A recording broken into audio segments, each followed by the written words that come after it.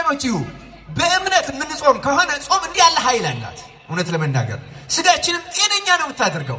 እግዚአብሔር ሕዋሳታችን ያድሳል፣ ሰውነታችን ያነጻል፣ ያከብራል። ሲሰራውም ጾምን ሰውነትን ለማስተካከል ነው። ክርስቲያኖች በመብል ባልተፈቀደው ምክንያት ሁሉ ከሚመጣ በሽታ ለማዳን እኮ ነው እግዚአብሔር የሰራው። ክርስቲያኖች ሰው ተሰዶ ተጨንቆ በባዕድ ሀገር እየኖረ ሃይማኖቱን ለመጠበቅ አትብላ የተባለውን ላለመብላት። አሁን እኮ ዛሬ እኛ ክርስቲያኑ ራሱ ምክንያት አግኝቶ ለመብላት ያለን ችኮላ አስገረም። በምክንያት ለመብላት፣ በምክንያት አሳ ለመብላት፣ በምክንያት ስጋ ለመብላት፣ በምክንያት ወተት ለመጠጣት፣ በምክንያት ይህን የመሰለ ነገር ምን ላድርግ ብሎ ለመብላት እጅግ ብዙ ምክንያት ፈጣሪዎች ነው። እየጾሙ እየጸለዩ የሚማሩትን እግዚአብሔር ጥበብ ይገልጽላቸዋል። ጾም እንደዚህ ታደርጋለች። ክርስቲያኖች ጾም እውቀትን ታሰጣለች። ጾም ጥበብን ታሰጣለች። ጾም ማስተዋልን ታሰጣለች። ጾምና መንፈሳዊነት በእምነት የምትደረግ እየደከመን እየሰለቸን እየተማረን እያደረግን ደስ እያለን እየወደን እየናፈቅ በእግዚአብሔር እያመን ራሱ ጌታ በዚህ ጾም እንዳስተማረ ሰው በእግዚአብሔር ቃል ጭምር እንጂ በእንጀራ ብቻ አይኖርም። እኔ የሚደንቀኝ ይህ እግዚአብሔር ቸርነቱ፣ ለሚያምኑ ሰዎች ታማኝነቱን። ሽምብራ በልቼ ውሃ ጠጥቼ ጮማ ከሚቆርጥ ጠጅ ከሚጠጣ ክፍትፍት ከሚያጋብስ ይልቅ እግዚአብሔር ሰውነቴን እንኳን ሳይቀር ያስተካክለዋል ብለው ላመኑ ሰውነታቸውን እንኳን ያማረ የተስተካከለ ይወፍር አደረገላቸው። ጥያቄ ልጠይቃችሁ። አሁን የኛ ወገኖች ይሰደዳሉ። ተማርከው አይደለም አሁን የሄዱት። በሀገሪቱ ረሃብ፣ ችግር፣ የተለያየ ምክንያት ተሰደው ወደ ውጭ ሀገር ይሄዳሉ። ወደ ውጭ ሀገር ተሰደው ከሄዱ በኋላ የዚህ ሀገር መንግስት አቅርቦ ወዳጅ አድርጓቸው የቤተ መንግስት ብሉ ምግብ ቢያዝላቸው ወይም ከኛ መካከል አንዳችን እንዲህ ያለ ነገር ቢገጥመን እግዚአብሔር ረዳን ነው እግዚአብሔር ተቀየመን ነው ምንለው? እስኪ መልሱልኝ። ምን እንለዋለን? እግዚአብሔር ረዳን አንልም? እንላለን። ቤተ መንግስት ገብተን ከሀገሬው ሰዎች ለዛው ከተመረጡት ከመታፍንቱ ልጆች እኩል ተመርጠን ከፍተኛ የትምህርት ዕድል ተሰጥቶን የንጉስ ምግብ ብሉ ብንባል፣ በንጉስ እንክብካቤ ኑሩ ብንባል አቤት እግዚአብሔር ለኔ ያደረገልኝ በተሰደድኩበት ሀገር በባዕድ ምድር እንኳን ለኔ ያላደረገው ምን አለ እንላለን? አንልም? እንላለን። እንዴት ያለ እምነት ነው! ሽምብራ የበላው ስጋ ከበላው ይልቅ እግዚአብሔር የተመቸ ያደርግልኛል። ለኔ ሰውነቴንም ቢሆን አያከሳውም። ተመልከቱ፣ ፊቴንም ቢሆን አያገረጣውም። ከነሱ ይልቅ ልከሳ ልገረጣ አልችልም። ሃይማኖት ከሁሉ በላይ ናት ብሎ የሚያምን እምነት። በዚህ ዘመን የኛን ታማኝ አለመሆን አሕዛብ ሁሉ ያውቁታል። ዘመን የወለደውን ተከትለን እንደምንዋሽ፣ አንዱ ካድሬ ያለንን ይዘን እንደምንጠፋ፣ አገልጋዮቹ ሁሉ እንደምናጭበረብር ዓለም ራሱ ያውቃል። አሁን ያውቃሉ። ፖለቲከኞች እኮ ያውቃል። ቄሶችን ብናመጣቸው ምንላቸውን ይላሉ ብለው ያውቃሉ። እንኳን በቤተ መንግስት ብዙ ተንኮል፣ ብዙ ሽሚያ፣ ብዙ ውጊያ ባለበት በቤተ መቅደስም ተንኮላችን ያልተቻለ ኧረ እግዚአብሔር በቸርነቱ ይቅር ይበለን። ማለት በስመ አብ ወወልድ ወመንፈስ ቅዱስ አሐዱ አምላክ አሜን። በዚህች ቅድስት ዕለት በዚህ ቅዱስ ቦታ የተገኛችሁላችሁ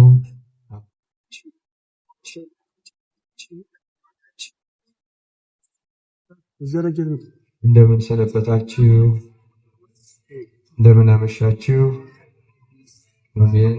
ለባህሪ እግዚአብሔር አምላካችን ስሙ ለዘላለም የተመሰገነ ይሁን። የምንማማርበት ርዕሳችን ሰበብና በደል ያገኙበት ዘንድ አልቻሉም። ትንቢተ ዳንኤል ምዕራፍ 6 ቁጥር 4።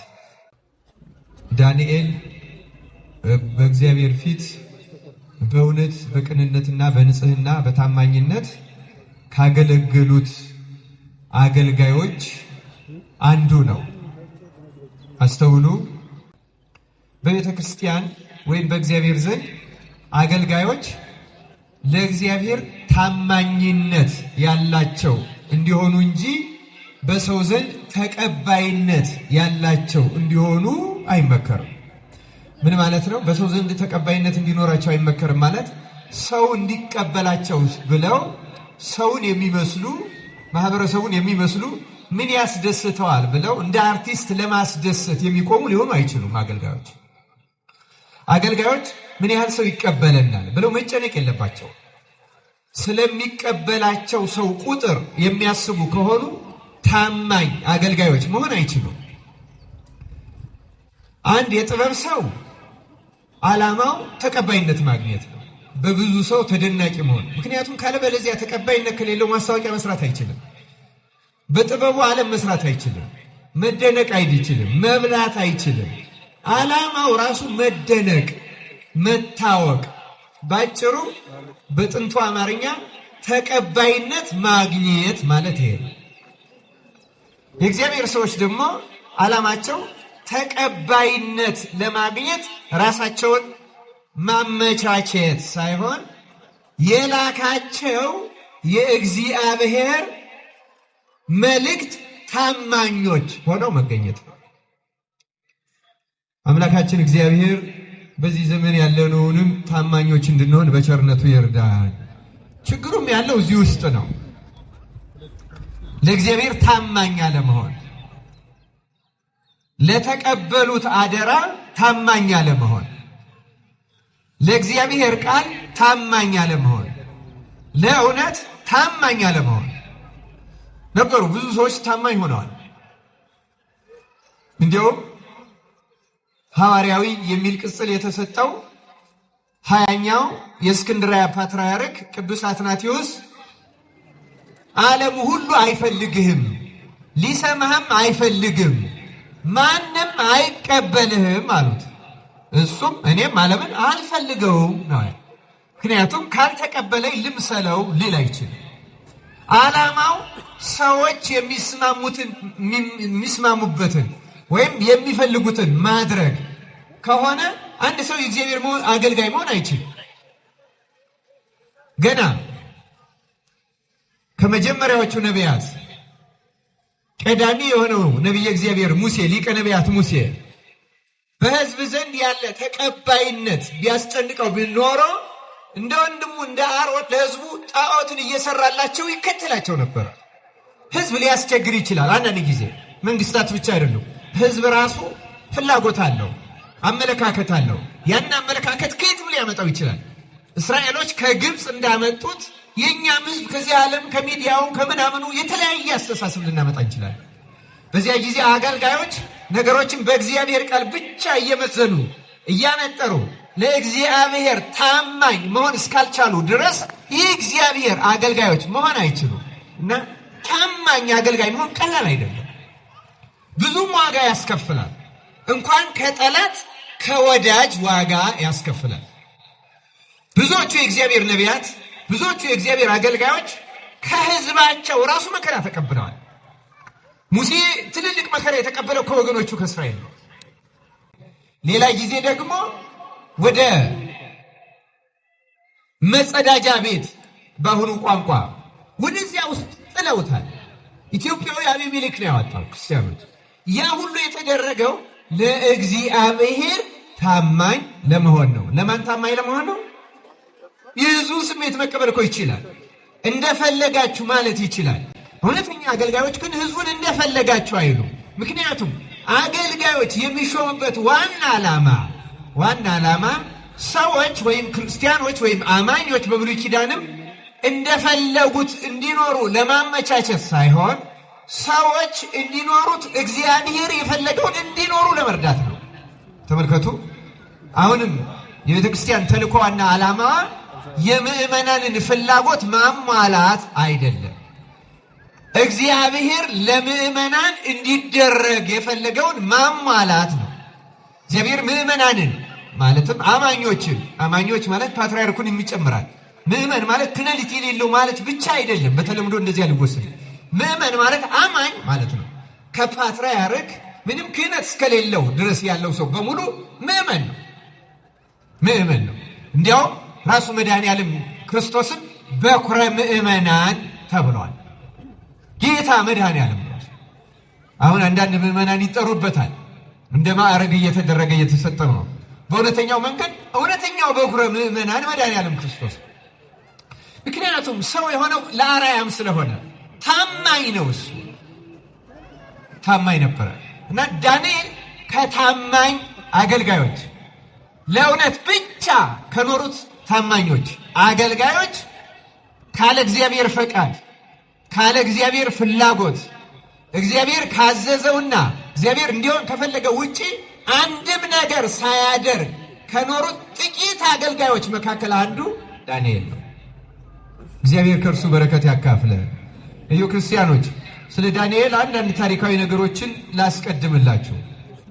ዳንኤል የነበረበት ዘመን እስራኤል በኃጢአታቸው ምክንያት ግማሾቹ ፋርስ በአሁኑ ጊዜ በአብዛኛው ወይም በማዕከላዊነት ኢራን የሚባለው፣ ግማሾቹ ደግሞ የጥንቱ የገናናዋ የባቢሎን የአሁኗ ኢራቅ ግዛት ውስጥ ተማርከው በተወረዱበትና በታሪካቸው ረጅም ዘመን ተማርከው በጣም ትልቅ መከራ ተቀብለው የኖሩበት ዘመን የ70 ዓመት የምርኮ ዘመን በሚባለው ዘመን ሙሉ በሙሉ የኖረ ነብይ ነው ዳንኤል። ልጅ ሆኖ ነው ምርኮ የተፈጸመው እና ምርኮ ሲፈጸም የመጀመሪያው ምርኮ ሲፈጸም ከተማረኩት 3 ጊዜ ነው የተማረኩት እስራኤል። ከመጀመሪያው ምርኮኞች መካከል አንዱ ዳንኤል ነው። ገና ወጣት ልጅ እያለ ነው የተማረከው። እንደምታውቁት 3 ደቂቅ ምንላቸውን ታውቋቸዋላችሁ አይደለም? ዳንኤል ከነሱ ትንሽ ከፍ ይላል። አጎታቸው ነው። እነርሱ የንጉሱ ልጆች ናቸው። ዳንኤል ደግሞ የንጉሱ የሴቲቱ ልጅ ነው። ለንጉሱ የልጅ ልጅ ነው። ስለዚህ ዳንኤል ለነሱ አጎታቸው ነው። እነሱ ቀጥታ የንጉሱ ልጆች ናቸው፣ የይሁዳ ንጉስ። እሱ ደግሞ የንጉሱ ሴት ልጅ ነው ዳንኤል። ለዛ ነው ትንቢተ ዳንኤል ራሱ ታሪኩን ሲጀምር የሚጀምርልን ምርኮኞቹ ከወረዱ በኋላ የከለዳውያን ትምህርት የሚባል እንዳሁኑ የዩኒቨርሲቲ ትምህርት 3 ዓመት የሚባሩበት ወደ ስልጣን የሚመጡ ሰዎች የሚሰለጥኑበት ከፍተኛ ትምህርት ነበረ እና እዚያ ውስጥ ንጉሱ ከምርኮኞቹ ከነገስታት ቤተሰብ ከመጡት ብልሆች አስተዋዮች ካሉ መርጣችሁ አምጡልኝ ብሎ ሲያዝ ተመርጠው ለትምህርት ከቀረቡት ከንጉሱ ቤተሰቦች አንዱ ነቢዩ ዳንኤል ነው። ሌሎቹ 3ቱ ሕፃናት የምንላቸው 3 ደቂቅ ናቸው። ለዚህ ነው በኋላ በአውራጃዎች ላይ ተሹመው ንጉሱ ላቆመው ጣዖት አልሰግድም ብለው ከሌሎቹ እስራኤላውያን ይልቅ ጎልተው የታዩበት መሰረታዊ ምክንያት እነሱ ተሿሚዎች ስለነበሩ። ከመሾማቸው በፊት ግን ተምረዋል። ለ3 ዓመት የከለዳውያንን ትምህርት ተምረዋል እና ዳንኤል ከመጀመሪያዎቹ ምርኮኞች ነው። ከንጉሱ ቤተሰብ ነው።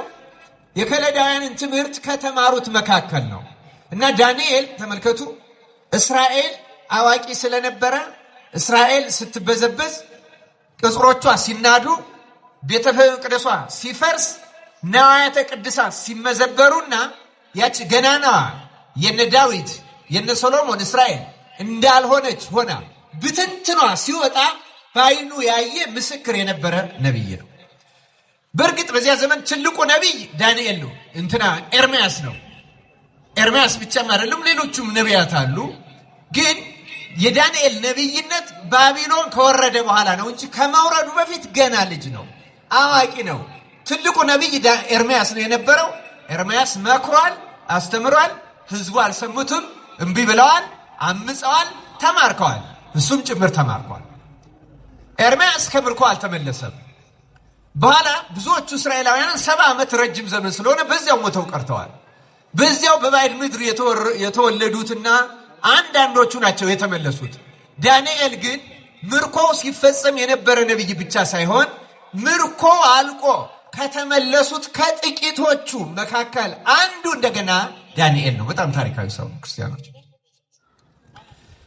ይህ ብቻ አይደለም። እንደገና ስለዚህ ኢየሩሳሌም ስትፈርስ እንዳያት፣ ተዋርዳ እንዳያት፣ እንደገና ስትሰራ ስትታነጽና ክብሯ ሲመለስላት ደግሞ አይቷል።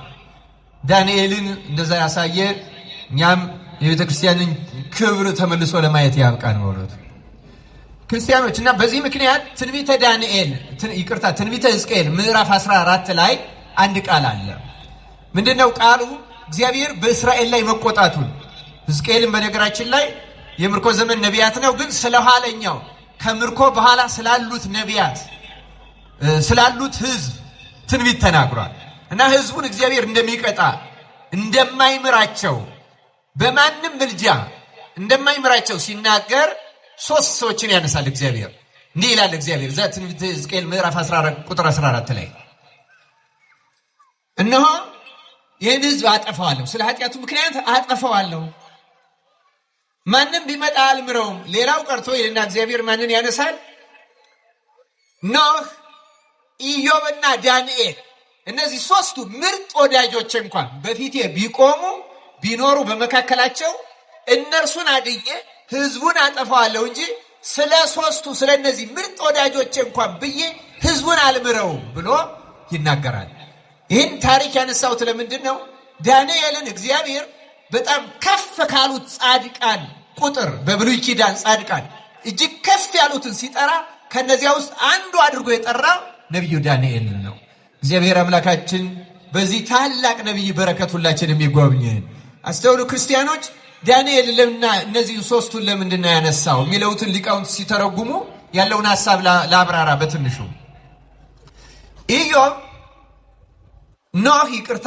ኖህ ከዛ ኢዮብና ዳንኤል የሚያመሳስላቸው አንድ ገጽታ አላቸው። ምንድነው የሚያመሳስላቸው ገጽታ? ኖህ የነበረው ምድር በንፍር ውሃ በተቀጣችበት ዘመን ነው አይደለም የነበረው? ተመልከቱ። ስለዚህ ምድር በንፍር ውሃ በጠፋችበት ዘመን ነው የነበረው ስንል ምን ማለታችን ነው ስንል ምድር በንፍር ውሃ ከመጥፋቷ በፊት ኖህ መርከብ እየሰራ ነበረ።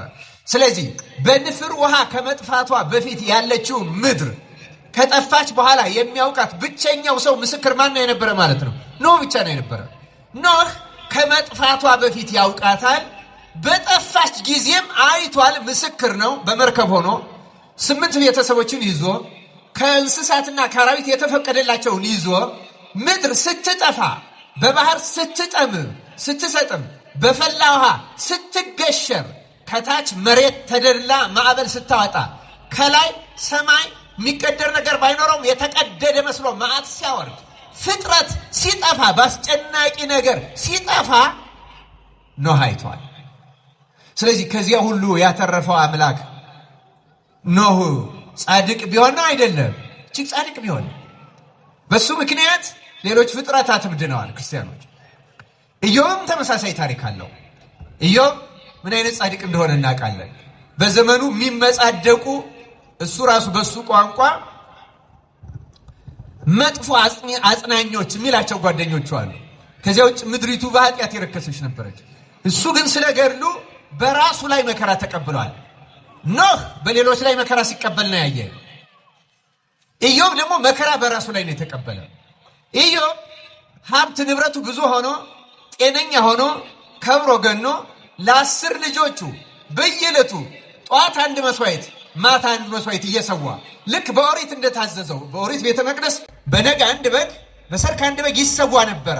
የህዝቡን ኃጢአት ጠዋት የሚሰዋው ሌሊት የሰሩትን በሐሳብ በተግባር ኃጢአታቸውን ለማስተስረይ፣ ማታ የሚሰዋው ቀን ሲሰሩት ያሉትን ኃጢአት ለማስተስረይ። የኛንም የጧትና የማታውን ኃጢአታችን የቀንና የሌሊቱን ኃጢአታችን በጧትና በማታ ያስተስረይልን። ለዚያ ነው ቢያንስ ክርስቲያኖች ከተቻሉ የጧትና የማታ ጸሎት በቤተ ክርስቲያን እንድናደርግ የተመከረው። ለዚያ ነው እንደ ብሉይ ኪዳን በነጋ አንድ በግ በማታ አንድ በግ ባይሰዋም በጧትና በሰርክ ግን የተለየ ጸሎት አላት ቤተ ክርስቲያን። በዚያ ጸሎት በማታው ጸሎት የቀን ኃጢአታችን ይሰራያል፣ በጧቱ ጸሎት ደግሞ የሌሊት ኃጢአታችን ይሰራያል። እግዚአብሔር በቸርነቱም ያስተስረይልን። ኢዮብ ግን ገና ሕግ ከመሰራቱ በፊት ይህን የሚያደርግ ለእያንዳንዱ ልጆች መስዋዕት የሚሰዋ እጅግ ጻድቅ ሰው ነበረ። ሆኖም እግዚአብሔር ሰይጣን ከሰሰውና ፈቀደለት። በሱ ላይ አንዳች መከራ መጣ። ስለዚህ ኢዮብ መጀመሪያ በጽድቅ በክብር በቅድስና ሕይወት ነበረ፣ በሀብት በክብር ነበረ። በኋላ ደግሞ ሰይጣን በከሰሰው ክስ መሰረት መዓት አመጣበት። 10 ልጆቹ ሞቱ፣ የማይቆጠር ሀብት ንብረቱ ጠፋ። ከዚያ በኋላ እሱም ደግሞ በጽኑ ደዌ ተመታ። እጅግ የስቃይ ሕይወት አየ። ከልጅ ልጅ አጥቶ፣ ከሀብት ሀብት አጥቶ፣ ከጤና ጤና አጥቶ፣ ምንም ነገር ሳይቀረው ሚስቱ እንኳን ከበሽታው ጽናት የተነሳ ጥፍሩ ሾልኮ ማከኪያ አጥቶ በግል እያከከ ትል ከሰውነቱ እየወጣ እንደ ሞተ ሰው ነፍሱ አልተለየችም እንጂ ሸቶ ተልቶ ነው የኖረው። እና ሚስቱም ሳይቀር በእነዚያ መጥፎ አጽናኞች ጓደኞቹ ተስባ አሁን እንኳን አንድ ጊዜ እግዚአብሔርን ሰድበው ሙት ብላው ነበር። ኢዮብ ግን በዚያም ጊዜ እግዚአብሔር ሰጠ፣ እግዚአብሔር ምን አደረገ? ነሳ። ከእግዚአብሔር መልካሙን ብቻ እንቀበላለን ክፉውን ስለምን አንቀበልም ብሎ ሚስቱንም ገስጾ በሃይማኖቱ በመከራ ምክንያት ሃይማኖቱን ያልካደ እግዚአብሔርን ከማመስገን ለአንዲትም ቅጽበት ያላቋረጠ እጅግ ጽኑና ልዩ ጻድቅ ነው ኢዮብ።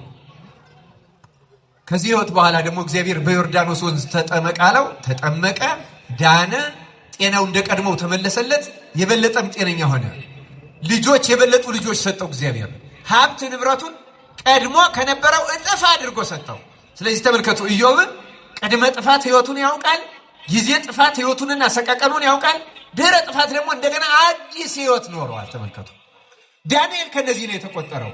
የዳንኤል ደግሞ የኢዮብና የኖህን ያማካለ ነው።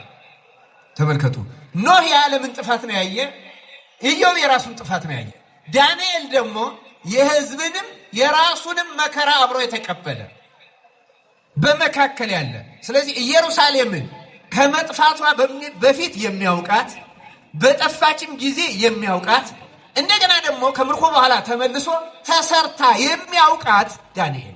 ከዚህ የተነሳ ዳንኤል ቁጥሩ ከኢዮብና ከኖህ ጋር ይቆጠራል። በምድርም ላይ እንደዚህ አስደናቂ ነገር ያዩ እነዚህ ሶስት ጻድቃን ናቸው። ከዚህ የተነሳ እግዚአብሔር ከፍ አድርጎ በብሉይ ኪዳን በሕዝቅኤል አናግሮለታል። ሕዝቅኤል ደግሞ ከእርሱም በኋላ የተነሳ ነቢይ ስለሆነ ምንም በምርኮ ዘመኑ የተነሳ ቢሆን ቆይቷል ሕዝቅኤል ደግሞ እና እነዚህ ሶስቱ እንኳ ቢነሱ ብሎ እጅግ ብርቱ ጻድቃን በብርቱ መከራ ውስጥ ሁሉን ለማየት የተፈቀደላቸው፣ ለሁሉ አይፈቀድለትም። ለኤርምያስ እንኳን የኢየሩሳሌም ጥፋቷን እንጂ ልማቷን እንደገና አላየም። ኤርምያስ ከማኅፀን የተቀደሰ ታላቅ ነቢይ ነው። ዳንኤል ግን ይህን ያየ ምርጥ ነቢይ ነው። ስለዚህ ክርስቲያኖች እግዚአብሔር አምላክ ከዳንኤል በረከት ይክፈለን። ዳንኤል እንዲህ ያለ ግሩም ነቢይ ነው። የተመረጠ ነቢይ ነው። ከትልልቆቹ የሚመደብ ነው። እጅግ አስደናቂ ነቢይ ነው። ስለ እሱ ትንሽ ነገርም በዕለቱ ማስታወስ እውነት ነው። ስለ ሰማዕታት እንዘክራለን፣ ስለ ሐዋርያት እንዘክራለን፣ ስለ ጻድቃን እንዘክራለን። ነቢያትን ግን ብዙ ጊዜ እንረሳቸዋለን። ነቢያት ክብራቸው ከሰማዕታት ከሐዋርያት የሚያንስ አይደለም። ክርስቲያኖች እግዚአብሔር ከነሱ በረከት ለሁላችን ይክፈለ። ቀን ስለገጠመው ታዲያ ይሄ ዳንኤል ምርኮ ከወረደ በኋላ ቅድም ነግሬያችኋለሁ፣ በልጅነቱ ነው የወረደ። ትንቢተ ዳንኤል ምዕራፍ 1ን ትንሽ ላንብብላችሁ፣ ትንሽ ግልጽ እንዲሆንልን ምን አይነት ነቢይ እንደሆነ። እንዲህ ይላል። የይሁዳም ንጉሥ ኢዮአቄም በነገሰ በ3ኛው ዓመት የባቢሎን ንጉሥ ናቡከደነጾር ወደ ኢየሩሳሌም መጥቶ ከበባት። ጌታም የይሁዳን ንጉሥ ኢዮአቄምን ከእግዚአብሔር ቤት ዕቃ ከፍሎ በእጁ አሳልፎ ሰጠው። እርሱም ወደ ሰናዖር ምድር ወደ አምላኩ ቤት ወሰደው። ዕቃውንም ወደ አምላኩ ግምጃ ቤት አስገባው። ንጉሡም ነውር የሌለባቸውንና መልከ መልካሞቹን በጥበብ ሁሉ የሚያስተውሉትን ዕውቀትም የሞላባቸውን ብልሃተኞችና አስተዋዮች የሆኑትን በንጉሥም ቤት መቆም የሚችሉትን ብላቴኖች ከእስራኤል ልጆች ከነገሥታቱና ከመሳፍንቱ ዘር ያመጣ ዘንድ የከለዳውያንንም ትምህርትና ቋንቋ ያስተምሯቸው ዘንድ ለጃንደረቦቹ አለቃ ለአስፋኔዝ ነገረ። ንጉሡም 3 ዓመት ያሳድጓቸው ዘንድ ከዚያም በኋላ በንጉሥ ፊት ይቆሙ ዘንድ ከንጉሡ መብል ከሚጠጣውም ጠጅ በየዕለቱ ድርጓቸውን አዘዘላቸው። በእነዚህም መካከል ከይሁዳ ልጆች ዳንኤልና አናንያ፣ ሚሳኤልና አዛርያ ነበሩ። የጃንደረቦቹም አለቃ ስም አወጣላቸው። ዳንኤልም ብልጣሶር፣ አናንያንም ሲድራቅ፣ ሚሳኤልንም ሚሳቅ፣ አዛርያንም አብደናጎ ብሎ ጠራቸው። ዳንኤልም በንጉሡና በንጉሡ መብልና በሚጠጣው ጠጅ እንዳይረክስ በልቡ አሰበ። እንዳይረክስም የጃንደረቦቹን አለቃ ለመነ።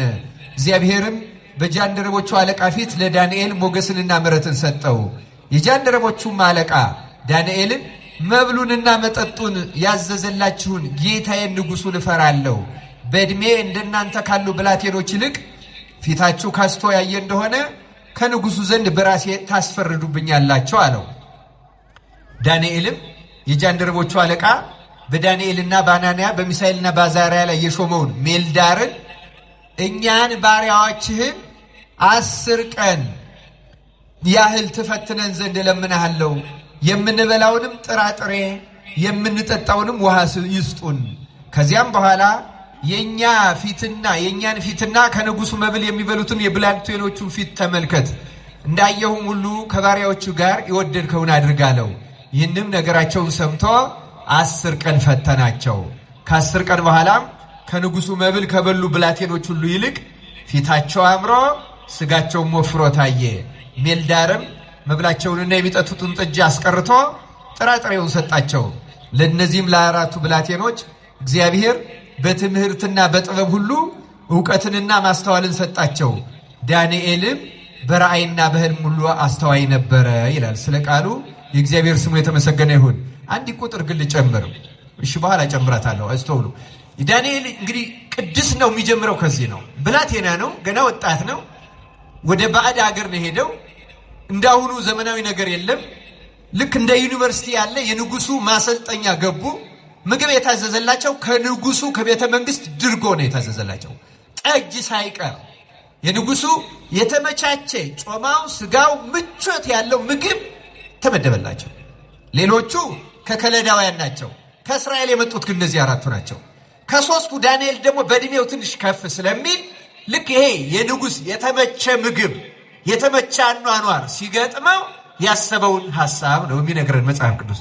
ጥያቄ ልጠይቃችሁ። አሁን የኛ ወገኖች ይሰደዳሉ። ተማርከው አይደለም አሁን የሄዱት። እነዚህ ሰዎች ተማርከው ነው የሄዱት።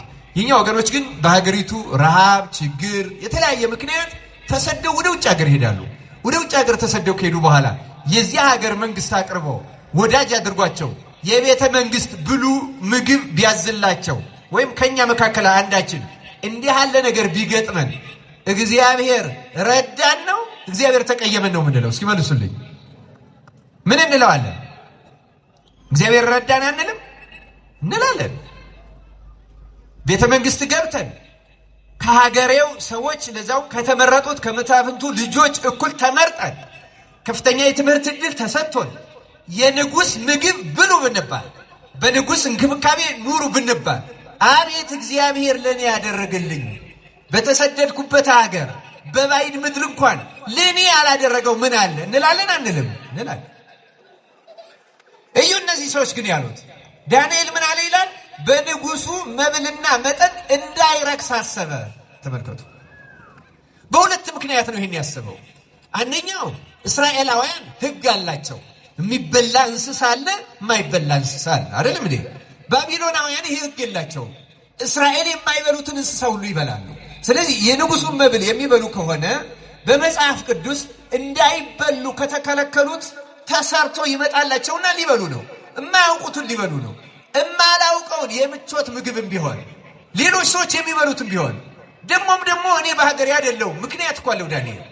እኔ ለብቻ አላርስም፣ አልዘራም፣ አላመርትም፣ መውጣት መግባት፣ መሰብሰብ፣ መሸጥ፣ መነገድ አልችልም። የሰጡኝን የምበላበት ቦታ ላይ ነው ያለሁት ብሎ እንኳን አላመካኝም። ይገርማቸዋል። ስለዚህ በዚያ ምግብ እንዳይረክስ አሰበ።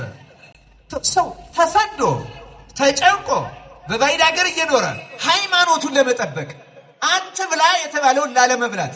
አሁን እኮ ዛሬ እኛ ክርስቲያኑ ራሱ ምክንያት አግኝቶ ለመብላት ያለን ችኮላ አስገራል። በምክንያት ለመብላት፣ በምክንያት አሳ ለመብላት፣ በምክንያት ስጋ ለመብላት፣ በምክንያት ወተት ለመጠጣት፣ በምክንያት ይህን የመሰለ ነገር ምን ላርግ ብሎ ለመብላት እጅግ ብዙ ምክንያት ፈጣሪዎች ነው። ዳንኤል ግን ብዙ ምክንያት እያለው ሌላ አማራጭም አልነበረው፣ መብትም አልነበረው። በዚያ ጊዜ ተመልከቱ፣ እግዚአብሔርን በልቡናው አትሞ ስለያዘ፣ እግዚአብሔር በቸርነቱ በእኛ ልቡና ይታተም። እግዚአብሔር አትሞ ስለያዘ ሕጉንም ስለሚጠብቅ፣ እግዚአብሔር ደግሞ ሕጉን ስለሚጠብቁት የታመነ መሆኑን ስለሚያውቅ አልበላም አልረክስም አለና ምን ታዲያ እንብላ ሲሉት አማራጭ ስሩልኝ አይደለም ያለ፣ ጥራጥሬ ብቻ። እንዲያውም አስፋኔዝ ምን አለው? እንዴ እኔ አላደርገውም አለው። አላደርገውም። ለምን? ለእናንተ ጥራጥሬ ሰጥቼ እነዚያ ጮማ እየቆረጡ ጠጅ እየጠጡ ሰውነታቸው ወፍሮ ፊታቸው አምረው፣ የእናንተ ግን ሰውነታችሁ ከስቶ ፊታችሁ ገርጥቶ ቢያይ ንጉሱ እኩል ነው የመደብኩት ለምን አዳላህባቸው ብሎ እኔን ይቀጣኛልና አላደርግም አላቸው። ከዚያ ዳንኤል ቀስ አረገና የአስፋኔዝን ተከታይ ሜልዳር የተባለውን መጋቢውን ጠርቶ ለ10 ቀን እባክህ ፈትነን። ምን አድርጌ? ለ10 ቀን ለኛ ጥራጥሬ ሽምብራ ብቻ ስጠን፣ የሚጠጣም ውሃ ብቻ ስጠን፣ ለነሱ ደግሞ የተመደበላቸውን የንጉሱን የድሎት ምግብ ስጣቸው። ከ10 ቀን በኋላ እነሱ ወፍረው እኛ ከስተን፣ እነርሱ አምረው እኛ ገርጥተን ካገኘህ እንዳትቀጣ ብለን አንተ የምትሰጠንን ምግብ እንበላልሃለን። ያ ከመሆኑ በፊት ግን እባክህ ለ10 ቀን ፈትነን። እንዴት ያለ እምነት ነው! ሽምብራ የበላው ስጋ ከበላው ይልቅ እግዚአብሔር የተመቸ ያደርግልኛል። እኔ ሰውነቴንም ቢሆን አያከሳውም። ተመልከቱ፣ ፊቴንም ቢሆን አያገረጣውም። ከነሱ ይልቅ ልከሳ ልገረጣ አልችልም። ሃይማኖት ከሁሉ በላይ ናት ብሎ የሚያምን እምነት። ሜልዳር ቀላል ስለሆነ ይሻል። ከ10 ቀን በኋላ ሲያያቸው ተመልከቱት የሃይማኖትን ዋጋ ክርስቲያኖች። ሽምብራ እየበሉ ውሃ የጠጡት ዳንኤልና 3 ደቂቅ ፊታቸው አምሮ ሰውነታቸው ወፍሮ ከነዛ ስጋ ከሚበሉት ጠጅ ከሚጠጡት ይልቅ 4ቱ ጾመኞች ጥሬ ቆርጣቢዎቹ ፍትፍት ከሚዝቁት ይልቅ ሰውነታቸው እግዚአብሔር ሰርቶት ተገኘ ይላል። በእውነት እግዚአብሔር አምላካችን ስሙ የተመሰገነ ይሁን። ክርስቲያኖች ይሁ በእምነት የምንጾም ከሆነ ጾም እንዲህ ያለ ኃይል አላት። እውነት ለመናገር ስጋችንም ጤነኛ ነው የምታደርገው። እግዚአብሔር ሕዋሳታችን ያድሳል፣ ሰውነታችን ያነጻል፣ ያከብራል። ሲሰራውም ጾምን ሰውነትን ለማስተካከል ነው። ክርስቲያኖች በመብል ባልተፈቀደው ምክንያት ሁሉ ከሚመጣ በሽታ ለማዳን እኮ ነው እግዚአብሔር የሰራው። ክርስቲያኖች በእውነት የእግዚአብሔርን ቃል ሰምተን እንድንቀደስ እግዚአብሔር በቸርነቱ ይርዳል። እኔ የሚደንቀኝ ይህ እግዚአብሔር ቸርነቱ፣ ለሚያምኑት ሰዎች ታማኝነቱን። ሽምብራ በልቼ ውሃ ጠጥቼ ጮማ ከሚቆርጥ ጠጅ ከሚጠጣ ክፍትፍት ከሚያጋብስ ይልቅ እግዚአብሔር ሰውነቴን እንኳ ሳይቀር ያስተካክለዋል ብለው ላመኑ ሰውነታቸውን እንኳን ያማረ የተስተካከለ የወፈረ አደረገላቸው። እነሱ መወፈርና ማማሩን ፈልገውት አይደለም። ምክንያቱም እንደነዚያ ካልተመቻቸው የሚጸየፉትን ምግብ ብሉ ተብለው ሊገደሉ ስለሆነ ያን ለመብላት ፈልገው እግዚአብሔር ስለለመኑት እግዚአብሔር ምኞታቸውን አደረገላቸው። ጾመን እንደነሱ ለመጠቀም ያብቃል። ክርስቲያኖች እዩ። ከዚያ በኋላ ተዋቸው ይላል። ለስንት ጊዜ ነው የተዋቸው? ለስንት ዓመት ነው ሊማሩ ገቡ ያልኳቸው? 3 ዓመት። ክርስቲያኖች አስቡት፣ 3 ዓመት ሽምብራ ብቻኛ መብላት እንችላለን? አሁን ፍልሰታን እንኳን እንደው ምን በመሰለ እንደው በቄላ ወይም አተር ወይም ሽምብራ ንፍሮ የጾመ ሰው ከወጣ በኋላ እኮ አያስቀምጠንም። በእውነቱ እመቤታችን እንዳያት ነው የሚነግረን አይደለም? ዛሬ ጊዜ ማለት ነው። ብዙዎቻችን ትምክህታችን አየናት ባንልም በቃ ተቀድሰን እንደጨረስ ነው የምናስበው። ሰዎች እኮ 3 ዓመት ጥሬ በልተዋል። ታውቃላችሁ? 3 ዓመት። አዎ ሌሎቹም ገድል የፈጸሙ ብዙ ቅዱሳን አሉ። ግን ክርስቲያኖች ሃይማኖት ሁሉን ያደርጋል። እንመን ክርስቲያኖች። አሁን የኛ ችግራችን እምነት ነው። ላይመስለን ይችላል። እምነት ያለው ሰው ሁሉ ይደረግለታል። ለሚያምን ሁሉ ምንድን ነው የተባለ? ይቻላል አይደለም የተባለ? ጌታ ይሄ እኮ የእግዚአብሔር ቃል ነው። ጌታ እኮ ብሏል በኦሪት በነቢያት እንኳን በወንጌል ከተነገረው አንዲት ቃል ከምትወድቅ ሰማይ ምድር ቢያልፉ ይቀላል እኮ ነው። ከእግዚአብሔር አንዷ ቅንጣት ክርስቲያኖች ለሚያምን ሁሉ ይቻላል። ክርስቲያን በእውነት አምነን እንዲደረግልን የእግዚአብሔር መልካም ፈቃዱ ይሁንን እና በዚህ ጾማቸው ምክንያት በዚህ ታማኝነታቸው ምክንያት እግዚአብሔር ምን እንዳደረግልን ቀራቸው። አሁን እኛ የተመጣጠነ ምግብ ያልበላ ተማሪ ምን ይሆናል ተብለን ብንጠየቅ በትምህርቱ ጎበዝ ይሆናል ወይስ ሰነፍ ይሆናል? ምን ይሆናል? አዎ እንዲህ ይላል የእግዚአብሔር ቃል ተመልከቱ። ከ10 ቀንም በኋላ ከንጉሱ መብል ከበሉ ብላቴኖቹ ይልቅ ፊታቸው አምሮ ስጋቸውን ወፍሮ ታየ። ሜልዳርም መብላቸውንና የሚጠጡትን ጠጅ አስቀርቶ ጥራጥሬውን ሰጣቸው። ከዚያ በኋላ ለ3 ዓመት ጥራጥሬ ብቻ በሉ። ለእነዚህም ለ4ቱ ብላቴኖች ይላል እግዚአብሔር በትምህርትና በጥበብ ሁሉ ዕውቀትንና ማስተዋልን ሰጣቸው ይላል። ስለ ቃሉ እግዚአብሔር ስሙ የተመሰገነ ይሁን።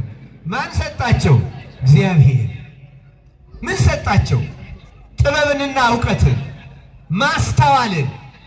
አንዳንድ ጊዜ እውቀት ያላቸው ማስተዋል የሌላቸው ሰዎች አሉ። ሆኖት ማስተዋል ኖሯቸው እውቀት የሌላቸው ደግሞ አሉ። እነዚህ አራቱ ግን ሁሉም የተሰጣቸው በጥበብ ሁሉ እውቀትንና ማስተዋልን ሰጣቸው። በትምህርትና በጥበብ ሁሉ እውቀትንም ማስተዋልም በቸርነቱ የሚያደርግልን። ዳንኤልም ደግሞ ከዚህም ከፍ ብሎ በራእይና በሕልምም አስተዋይ ነበረ ይልና እነርሱም ይገቡ ዘንድ ንጉሡ ያዘዘው ቀን በተፈጸመ ጊዜ የጃንደረቦቹ አለቃ ወደ ናቡከደነጾር አገባቸው።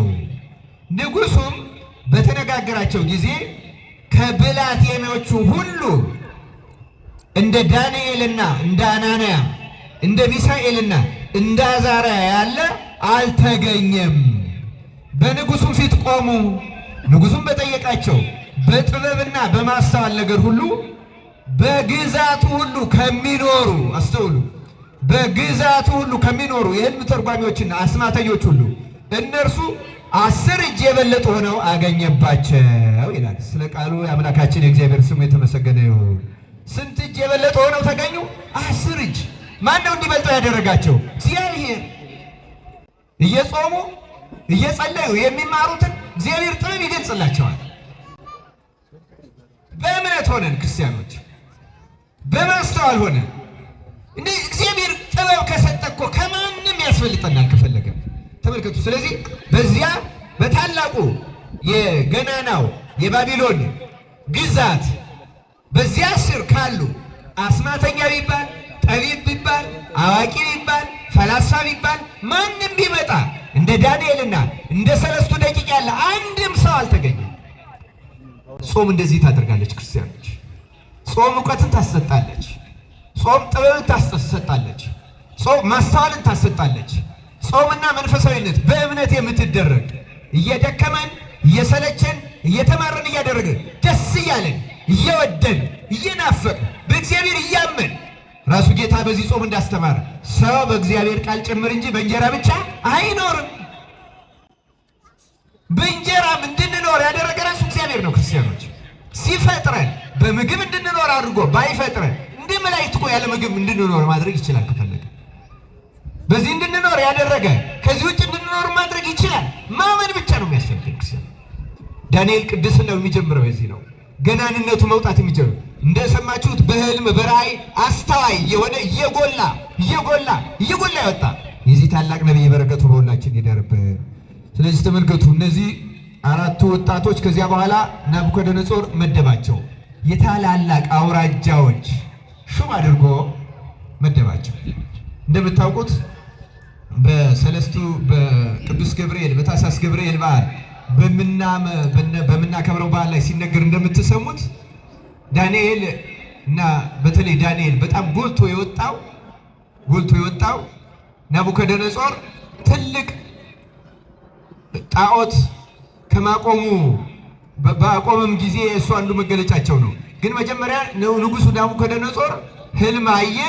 ሕልሙ ደግሞ ረበሸው፣ ሕልሙም ጠፋው። ይህን ትንቢተ ዳንኤል ምዕራፍ 2 ላይ ታገኙታላችሁ። ምዕራፍ 1ን አንብቤላችኋለሁ። አሁን ምዕራፍ 6ን ቅድም አንብቤያለሁ። 2፣ 3፣ 4፣ 5 ቀላል ታሪኮች ናቸው፣ ተከታታይ ናቸው። ጊዜያችሁን አልወስድም፣ ሰዓትም ወስጃለሁ። አጠር አድርጌ ነጥቦቹ ስለ ዳንኤል አስቀምጣለሁ። እና ንጉሡ ምን አለ? በሀገሪቱ ያሉትን ጥበበኞች አስማተኞች ሁሉ ጠርቶ ሕልም አለምኩ፣ ሕልሜ ጠፋ፣ ሕልሜንም አምጡ፣ ትርጉሙንም አምጡ አለ። ማንም መፍትሄ የሚሰጥ ጠፋ። የሰማችሁ ነው ክርስቲያኖች? በዚህ ጊዜ ንጉሡ በሀገሪቱ ያሉትን ጠቢባን በሙሉ እገላለሁ አለ። ይህም ሁሉ ማበላው ማጠጣው እንዲህ ልታደርጉ ካልሆነ ምን ሊሆን ነው አለ። ይኸው ምዕራፍ 2 ነው የሚለው። ናቡከደነጾርም በነገሰ በ2ኛው ዓመት ናቡከደነጾር ሕልም አለመ፣ መንፈሱም ታወቀ፣ እንቅልፍም ከእርሱ ራቀ። ለንጉሡም ሕልሙን እንዲነግሩት የንጉሡ የሕልም ተርጓሚዎችና አስማተኞች መተተኞችና ከከለዳውያንም ይጠሩ ዘንድ አዘዘ። እነርሱም ገብተው በንጉሡ ፊት ቆሙ። ንጉሡም ሕልም ያለው ሕልሙንም ለማወቅ መንፈሴ ታውኳል አላቸው። ከለዳውያኑም ንጉሡ በሶርያ ቋንቋ ንጉሥ ሆይ 1000 ዓመት ንገሥ፣ ለባሪያዎች ሕልምህን ንገር፣ እኛም ፍቺውን እናሳያለን ብለው ተናገሩት። ንጉሡም መለሰ ከለዳውያኑንም ነገሩ ከኔ ዘንድ ርቋል፣ ሕልሙንም ፍቺውንም ባታስታውቁኝ ትቆረጣላችሁ፣ ቤታችሁም የጉድፍ መጣያ ይደረጋሉ አላቸው ይላል። እዚያ በኋላ ከየት ያምጡት? የሚያመጣ ሲጠፋ ንጉሡ አዋጅ አውጆ ሰብስባችሁ ግደሉ አለ። ዳንኤል አልሰማም ነበር። ሰማ። ምንድን ነው አለ። ይሄ ነው ተባለ። የዚያ ጊዜ ንጉሡ እስኪ ለምን እንዲህ ያደርጋል? ለምን ትንሽ ቀን አይሰጠኝም አለ። ትንሽ ቀን ተሰጣቸው። ከ3 ደቂቆች ጋር ሆነው አሁንም በሚያውቋት ግን ጾምና ጸሎት ያዙ። ምን ያዘው አልኳችሁ? ጾምና ጸሎት። ጾምና ጸሎት ያዙ። ተመልከቱ። በእውነቱ ቁጥር 24 ጀምሮ እንዲል ከዚህም በኋላ ዳንኤል ንጉሡ የባቢሎን ጠቢባን ያጠፋ ዘንድ ወዳዘዘው ወደ አርዮክ ገባ። በገባም ጊዜ የባቢሎን ጠቢባን አታጥፋ፣ ወደ ንጉሡ አስገባኝ፣ እኔም ፍቺውን ለንጉሡ አሳያለሁ አለ። የዚያን ጊዜም አርዮክ ዳንኤልን ፈጥሮ ወደ ንጉሡ አስገባውና ከይሁዳ ምርኮኞች ያለውን ለንጉሡ ፍቺውን የሚያሳውቅ ሰው አግኝቻለሁ አለው። ንጉሡም መለሰ፣ ብልጣሶርም የሚባለውን ዳንኤልን ያየሁትን ሕልምና ፍቺውን ታስታውቀኝ ዘንድ ትችላለህን አለው። ዳንኤልም በንጉሡ ፊት መልሶ እንዲህ አለ፣ ንጉሡ የጠየቀውን ምስጢር ጠቢባንንና አስማተኞች የሕልም ተርጓሚዎችና ቃላተኞች ለንጉሡ ያሳዩ ዘንድ አይችሉም። ነገር ግን ምስጢር የሚገልጥ አምላክ በሰማይ ውስጥ አለ። እርሱም በኋለኛው ዘመን የሚሆነውን ለንጉሡ ለናቡከደነፆር አስታውቆታል። በአልጋ ላይ የሆነው ሕልምና የራስን ራእይ ይህ ነው። ስለ ቃሉ እግዚአብሔር ስሙ የተመሰገነ ይሁን። አነብላቸዋለሁ ይችን ነገር እዩ። የእግዚአብሔር ሰዎች ይህን ታስታውቀኝ ዘንድ ትችላለህ ወይ ሲባል እችላለሁ አይደለም ያለው። ምንድን ነው ያለው? ማንም አይችልም። ማንም አይችልም። ግን ማን ይችላል አለው? ሰምታችኋል? ሳነብላችሁ ማን ይችላል አለው?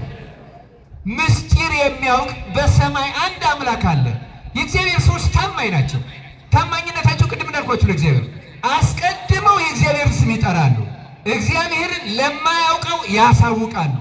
በባዕድ ምድር ተማርከው ሄደው መጀመሪያ እግዚአብሔርን ሰበኩት። ለንጉሡ አለ በሰማይ አምላክ ምስጢርን የሚያውቅ የሚገልጥ የሚሆነውንም አስቀድሞ አሳይቶሃል። ለዚህ ነው አለና ሕልሙን ወደ መንገር ሄደ። አንተ ንጉሥ ሆይ ከአንተ በኋላ የሚሆነው ምን እንደሆነ በአልጋህ ላይ ታስብ ነበር። ምስጢርንም የሚገልጠው የሚሆነውን ነገር አስታውቆሃል። ነገር ግን ይህ ምስጢር ለእኔ መገለጡ ፍቺው ለንጉሡ ይታወቅ ዘንድ ለአንተ የልብህን ሐሳብ ታውቅ ዘንድ ነው እንጂ በዚህ ዓለም ካሉ ሰዎች ይልቅ በጥበብ ስለበለጥሁ አይደለም። አቤት አቤት! እግዚአብሔር የዳንኤልን ትሕትና ለሁላችን ያሳደረበት። አያችሁ፣ ይህን ሕልሙን የገለጸልኝ ፍቺውን አንተ እንድታውቅ እግዚአብሔር ስለፈቀደ ነው እንጂ በዚህ ዓለም ካሉ ጠቢባን እኔ የተሻልኩ ስለሆንኩ አይደለሁም። እኛ ተመልከቱ፣ ዓለም ሁሉ ላይ ያሉ ወይም በግዛቱ ያሉ ሁሉ ጠቢባን ተፈልገው አቅቷቸው እኛ ብንችል ምንድን ነው የምንለው? እኛ ይኸው ንጉሡ ይኸው ሁሉ ውሸታም ነው፣ እኔ ብቻ ነኝ የእግዚአብሔር ወዳጅ እንላለን አንልም? በእውነት እኛ ብንሆን ብዙ ነገር ልንል እንችላለን። እውነት ለመናገር ግን የእግዚአብሔር ሰዎች ሁሌ ታማኝ ናቸው። በሰዎች ዘንድ መደነቅ፣ በላጭ ናቸው፣ አዋቂ ናቸው መባል አይደለም የሚፈልጉት። ጎልቶ እንዲታይ የሚፈልጉት ራሳቸው ሳይሆን እግዚአብሔርን ነው። እኛም እግዚአብሔርን በእውነት አገልጋዮቹ ከሆን ከኛ በላይ ልናሳየው የምንችለው እግዚአብሔር ነው። ችለንም አይደለም። ራሱ እኛ ታማኝ ከሆን በእኛ ራሱ እግዚአብሔር ራሱን ይገልጣል። ማን ይገልጣል? እግዚአብሔር ይገልጣል። አሁን እኮ እኛ እግዚአብሔር የማይታይብን እንኳን ለማያምን ልናሳውቀው ይቅርና ለአማኞች ግራ የምናጋባ የሆነው ታማኞች ስላልሆን ትሑታን ስላልሆን ያንንም ለጥቅማችን ማድረግ ስለምንፈልግ እግዚአብሔር ክፉን ሁሉ ከልቡናችን ያርቅልን። ዳንኤል ይውላችሁ ስለ አንተ እንድታውቀው እግዚአብሔር ስለፈለገ እንጂ እኔ ስለምበልጥ አይደለም። እንዴት ያለች ትሕትና ናት! ዳንኤልን ተመልከቱት። ከዚያ በኋላ ሕልሙን ይነግረዋል። ጊዜ ስለሌለኝ ሕልሙንና ትርጓሜውን አላብራራም። ከፈለጋችሁ ቤታችሁ ስትገቡ ትንቢተ ዳንኤል ምዕራፍ 2 አንብቡት። እስኪ እንደገባችሁ ሌላ ነገር አታስታውሱ። ዳንኤልን እስኪ አስቡት። የዳንኤል በረከት በሁላችን ይደርብን። እስራኤልን በምርኮ ያጽናና ዘመን በመከራችን ያጽናናናል። ወዳጆች በጭንቀታችን ያጽናናናል። እነሱን ለሰላም ዘመን እንዳበቃ እኛን በምልጃው ያበቃናል። እግዚአብሔር ከብርቱ አማላጆች አንዱ አድርጎ የጠራው ነው። በምልጃው ሁላችንን ኃጢአታችን በደላችን ይቅር ይበለን። ዳንኤል ይህን ሕልም ከመተርጎም ነው የጀመረው እና ገናና ነው የሆነ ለናቡከደነፆር። ከዚህ በኋላ ያሉ ብዙ ነገሥታት እስከ ቂሮስ ዘመን ድረስ አገልግሏል። የራእዩ ስለ ገናናው የባቢሎን ንጉሥ ናቡከደነፆር መንግስት እንዴት እንደሚወድቅ እንደሚንቆታቆት የሚናገር ነው። ወድቆ መንግስቱ ተከፋፍሎ ቅድም ያነበብኩላችሁ በግማሹ በፋርስ በኩል በሆነው እንደገና ዳሪዮስ ነግሶ በዳሪዮስ መንግስት ሲያገለግል የገጠመውን ነው ቅድም ለአንበሳ ጉድጓድ ተጥሎ ያነበብኩላችሁ ክርስቲያኖች። ስለዚህ ዳንኤል በጣም አስደናቂ እጅግ ድንቅ ነገር ያደረገ በዘመኑ ከባቢሎንና ከፋርስ ነገስታት ጋር የሰራ የእግዚአብሔር ሰው ሆኖ በባይል ምድር ለእግዚአብሔር ታማኝ ብቻ ሆኖ እስከ መጨረሻው የኖረ እንደ ዳንኤል ያለ ታላቅ ነብይ ነበር። ክርስቲያኖች እግዚአብሔር በእውነቱ ለሁላችን ማስተዋልን ያደለን። ክርስቲያኖች ተመልከቱ፣ ዳንኤል በጣም ታማኝ ነብይ ነው። ታማኝነቱ ለእግዚአብሔር ነው። ለጥቅሙ አንድ ነገር አድርጎ አያውቅም፣ ፈርቶም አያውቅም። አሁን ከሱ በኋላ ደግሞ የሚነግሰው ብልጣሶር ነው። ከዳንኤል በኋላ ብልጣሶር ደግሞ ሌላ ነገር ይገጥማቸዋል። ብልጣሶር በጣም ትዕቢተኛ ንጉሥ ነበረ። አባቱ ናቡከደነጾር ቅድም ምዕራፍ 1 ላይ ሳነብላችሁ እንደሰማችሁት ከይሁዳ ንጉሥ ከቤተ መቅደሱ ንዋያተ ቅድሳትን ይዞ መጥቶ ነበረ። እነዛን ንዋያተ ቅድሳት ናቡከደነጾር አልደፈራቸው፣ ማርኮ ያመጣቸው ናቸው። ግን ደፍሮ ለግል አገልግሎት አልተጠቀምባቸው። ብልጣሶር ግን መቼስ አንዳንድ ጊዜ ወጣትነት ወይም በኋላ የሚመጣ አንዳንድ ትውልድ አስቸጋሪ ነው። በቃ አባቴ በምርኮ ያመጣቸውን ከኢየሩሳሌም ተባርከው የመጡትን ንዋያተ ቅድሳቱን አምጡልኛልና ንዋያተ ቅድሳቱን አስመጥቶ ለስጋዊ ምግብ መመገቢያ አደረጋቸው ይላል። ተመልከቱ፣ እሱ በእግዚአብሔር አያምንም፣ በቤተ መቅደስም ስርዓት አያምንም፣ አያውቀውም። ዕቃዎቹንም እሱ ማርኮ አላመጣቸውም። ከዕቃ ቤት ከአባቱ ቤተ መንግስት ያገኛል አምጥቶ አቅሎ ንቆ ለእግዚአብሔር ቤተ መቅደስ መገልገያ የሆኑትን ለተራ ነገር አገልግሎት ሊያውላቸው ፈለገ። አሁን አንዳንድ ሰውም በቤተ መቅደስ ያለ ንዋያተ ቅድሳት በተለይ ጸሎት ከተደረገበት በኋላ ልዩነቱ የማይገባው ሰው አለ፣ እንደ ተራ ነገር የሚያየው ሰው አለ። እንዲህ ያለውን አስተሳሰብ እግዚአብሔር ከህሊናችን ያርቅልን። ይኸው እግዚአብሔር ግን በዚህ ጊዜ እግዚአብሔር ሊገስጸው ዓለምንም ሊያስተምር ፈልጎ ለብልጣሶር አንድ ነገር የእግዚአብሔር እጅ ተገልጣ ቤተ መንግስት ውስጥ ግድግዳው ላይ አንድ ጽሑፍ ጻፈች። ማኔ ቴቄል ፋሬስ የምትል አሁንም ይቺ ጽሑፍ ታየች። የሚያነባትም የሚተረጉማትም ጠፋ። በጣም ተጨነቀ። ልክ ናቡከደነጾር እንደታወከው ብልጣሶርም ታወከ፣ ተጨነቀ። በዚህ ጊዜ የባቢሎን ጠቢባን አሁን መተርጎም አቃታቸው። መጨረሻ ላይ እግዚአብሔር ጥበብን የሰጠው ዳንኤል መጣና ተረጎመለት። ማኔ ማለት እግዚአብሔር መንግስትን ቆረጠው ፈጸመው ማለት ነው። ተመዘንክ ቀለህ ተገኘህ። ቴቄል ማለት ተመዝነ ቀለህ ተገኘት ማለት ነው። ፋሬስም መንግስት ከሁለት ተከፍሎ ለፋርስና ለሜዶን ተሰጠ ማለት ነው። እና እንደተባለው ደረሰበት። እግዚአብሔር ከእንደዚህ ያለ መቅሰፍት ይሰውራል። ነው ያነበብኩላችሁ ዳንኤል መጨረሻ ላይ ተመልከቱ። በዳሪዮስ ዘመን ይሄ መንግስቱ የባቢሎን መንግስት ፈርሶ ከተከፈለ በኋላ በሜዶን መንግስት በዚያ ጊዜ ሁሉ ዳንኤል ገናና የመንግስት አማካሪ ነበር። እና ዳሪዮስ ደግሞ ተመልከቱ አይቷል። በናቡከደነጾር ዘመን አገልግሏል፣ በብልጣሶር ዘመን አገልግሏል። አሁን በዚህኛው ዘመን ዳንኤል እንደገና ሲመጣ ይሄ ሰው ታላቅ ልክ አሁን ፓርላማ የምንለውን አይነት የመንግስት አስተዳደር አደራጀ። 120 ሰዎች መረጠ። ከ120ው ደግሞ 3 ሰዎችን መረጠ። ከ3ቱ አንዱ ዳንኤል ነበረ ይላል። ከ3ቱ ደግሞ የመጨረሻ አንድ መርጦ ለንጉሱ ቀራቢ ሊያደርግ ዳንኤልን አሰበው። ዳንኤልን እንዲያሰበው ሲያውቁ እንዴት ይህ ምርኮኛ በሀገራችን መጥቶ የሁላችን በላይ ይሆናል ብለው ምቀኝነት ሌሎቹ ተነሱበት። ከዚያ በኋላ ዳንኤልን እንዳይሾም ለማድረግ ጠልፎ ለመጣልና በሕይወቱም ጉዳት ለማድረስ በምን መንገድ፣ በምን ሰበብ፣ በምን ወንጀል ከሰን እናዋርደው እንዲወገድ እናደርገው ብለው መከሩ። ያነበብኩላችሁ ትምህርቴን ለመጨረስ ነው። ይህን የምቻኮለው ምዕራፍ 6 ላይ ቅድም ያነበብኩላችሁ ለዚያ ነው። ዳሪዮስም በመንግስቱ ሁሉ ዘንድ እንዲሆኑ 120 መሳፍንትን በመንግስቱ ላይ ይሾም ዘንድ ወደደ። መሳፍንቱም ሂሳቡን ያመጡላቸው ዘንድ ንጉሱም እንዳይጎዳ 3 አለቆች በላያቸው አደረገ። ከእነርሱም አንደኛው ዳንኤል ነበረ። ዳንኤልም መልካም መንፈስ ስላለው ከአለቆችና ከመሳፍንት በለጠ ይላል። ስለ ቃሉ እግዚአብሔር ስም የተመሰገነ ይሁን። ምን ስላለው ነው የበለጠ? ተናገሩ እስቲ። ምን ስላለው? መልካም መንፈስ ስላለው። ለንጉሱ ነገረ ሰሪ ስለሆነ አይደለም። በነገር ስራ አይደለም የቀረበው። ንጉሱ የሚጠላውን በመጥላት አይደለም፣ ቡድንም በመፍጠር አይደለም፣ ሌላም ነገር በማድረግ አይደለም። መልካም መንፈስ ሁልጊዜ ለእግዚአብሔር ታማኝ ነው። አንድም ጊዜ የንጉሥ የቅርብ ሰው ሆኖ አንድም ጊዜ አሸርግዶ አያውቅም። እውነትን ከመናገር እውነትን ከመመስከር፣ ለዛውም ደግሞ እኔ እስራኤላዊ ነኝ፣ እኔ ባቢሎናዊ ወይም ከለዳዊ አይደለሁም፣ የእነሱ እድገት ምን ያደርግልኛል ብሎ እነሱንም ተመቅኝቶ አያውቅም።